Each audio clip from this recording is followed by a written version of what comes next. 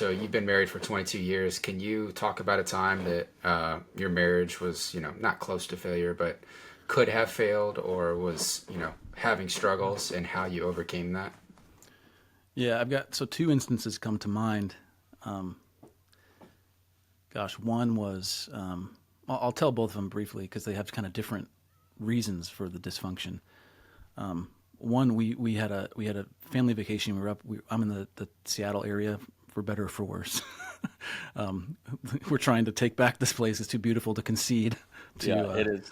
I'm a Northwest boy too. It's beautiful, but Yeah, man, it's God's country. We were south in a town called Tacoma, but we happened to be up in Vancouver in Canada at Whistler up there doing a vacation. It was a summer thing that we were doing, and on the way back, we were having we had like a week of horrible communication, and it came to a head when we were driving home. And I never remember feeling so hopeless as I did then, because I felt like no matter what we said, we were just missing each other.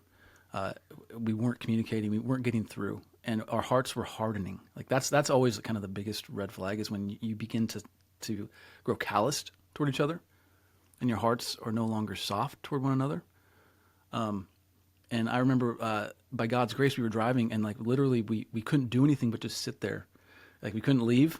I couldn't bail. I couldn't go, find something to distract me. But like we're going 80 miles an hour down the highway, and so we just started asking questions, and slowly but surely we call them communication log jams. Like we started taking the logs out of the log jam, and water started to flow, or communication started to flow again.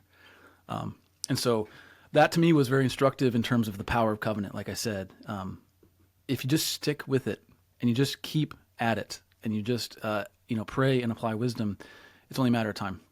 And then another one very quickly was we were at church. I was in prayer, and I felt God. Our pastor had preached on, if you if you're not 100% known by somebody, even if you're known by your wife 99%, you'll always question their love for you, right? Because you'll think, if you just knew this 1% of me, you wouldn't say what you've said, or you wouldn't love me that way. And so I remember something about the sermon convicted me. We had done communion, and I remember feeling basically God just say, you need to tell your wife this thing. And what was on my mind, it wasn't like I was, watching porn or doing anything or having an affair or anything like that. It was something that from my childhood that I had been very ashamed of, that I was afraid to tell her. And I thought for sure she would think poorly of me, and it would just cause her to not love me. But I felt God say, you need to tell her that. And so, of course, I kind of tried to deny, but I couldn't, I just felt like, I just finally resigned myself to it. So on the way home, we had younger kids at the time. This was probably about 5-6 years ago. The kids fell asleep in the car. And so I brought it up, and I said, hey, I just need to tell you something. And I'm praying that you can have grace for me, right?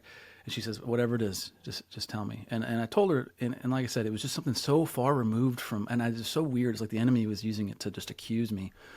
And so anyway, I shared it with her, and there's this moment of silence. I fully expected her just to reject me, and her response changed the whole attitude of our marriage. And the first thing she said was, thank you. The second thing she said was, I still love you. And the third thing she says was, I kind of have some stuff I want to tell you too.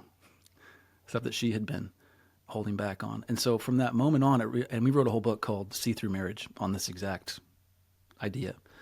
And so that the idea that, love is strong enough to endure all that shame, or to snuff that shame and to overcome that shame. And that covenant is strong enough if you're willing to take that risk. And it just completely changed the attitude of our marriage. I wouldn't say our marriage was about to end, but I certainly saw that as a possibility. But kind of like you were saying, Brandon, divorce is not in our vocabulary, so I never think we're that close. But. Yep. And there's so much freedom when somebody knows the dark parts of you and accepts it and loves you anyways for those imperfections. That's where the true freedom is. And you can relate it to Christ. Like, we're always trying to hide like these little things about ourselves. And it's like, God's like, man, I see them. I just want you to bring them to me so that I can make that yoke light. Right. Mm-hmm. And so you should treat your wife and your marriage the same. You come to her and you say, hey, listen, this is something that's heavy on me, and I just need to release it. I need Mm-hmm.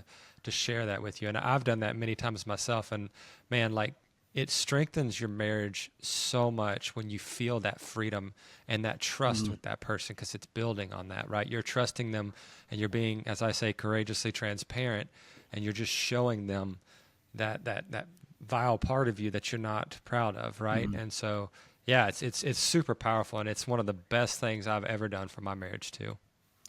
Yeah, and I would argue that's when your marriage is being the most marriage-like, because if you think about marriage as a biblical concept, it is not. It is made to reflect an image, the relationship of Christ with His bride, right? And so when you look at your wife and you think, yeah, surely you would this would be the thing that would end your love for me. Where I'm going to reach the end of and she doesn't. That she is informed by the same gospel. She's forgiven by the same good, forgiving, gracious God, and she extends that love. Right? We love because He first loved us. Then you look at your Savior and say, "Oh my word! Like your love is truly inexhaustible. If this human can love me a fraction of the way that you do, so it builds your faith."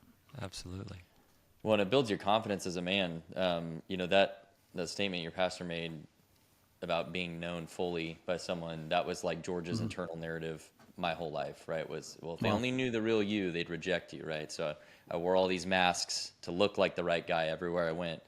But when I started living honestly and really starting to right the ship of my own life, that required me to be brutally honest in my marriage to make amends.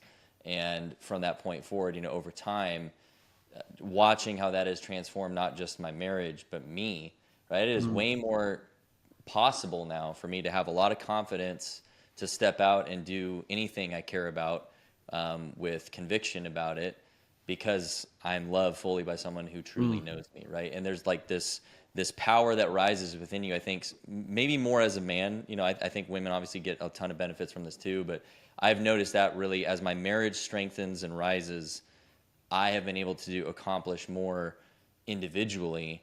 And I don't think that's a coincidence. I think that is by design. Yeah. And, I love to say that like a good woman can turn a good man great. And I think that's exactly why, is because it's that covenant bond transcends so much. So It's good, yeah, it's man. amazing.